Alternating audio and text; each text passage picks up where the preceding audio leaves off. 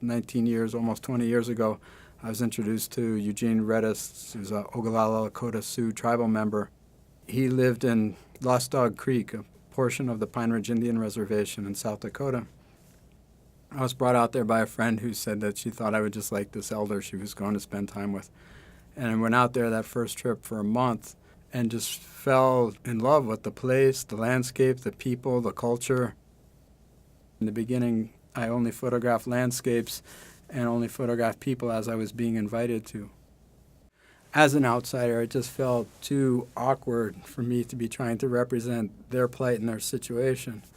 Although I do feel that we can make pictures and we can write stories or have observations about other people's lives that sometimes are difficult for people living it to have the same observation, it still didn't feel right to be telling somebody else's story.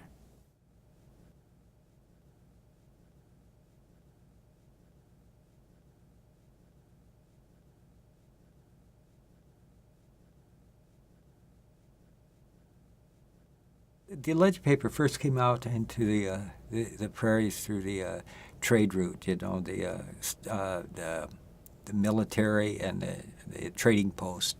At that time, a lot of Native people didn't know how to read or write, so they seen that the markings on these paper held a lot of power over them. It held power over where they could stay and live or even survive.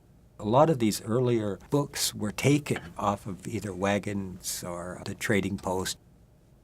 Well, they would draw images of their own conquest over their enemies on top of those words. Those words had power. It's like the gang graffiti, I guess, putting your image over the top of those images as your strength. I started drawing in about 1971 or 72.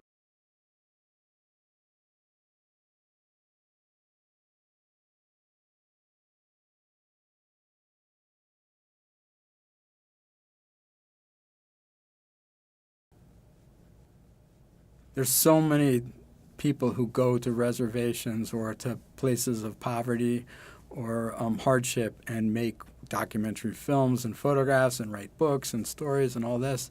And a lot of times the way they're represented to the people, the subjects, feel like it's more for the benefit of the person making the work than it is for the community. For me, the uniqueness is that I've been going there over such a long period of time that I've watched people grow up. I mean, people who were babies when I first went there and the family are now already graduated college. It's the ongoing relationship that gets built that I think is huge and makes a difference. Every day that I'm ever there, I experience some of the most beautiful things I've ever witnessed, and in the same day I'll witness some of the most horrible things that I can't imagine. And it's there all the time between the extreme poverty, drugs and alcohol, but yet the generosity, the humility, compassion, and spirituality.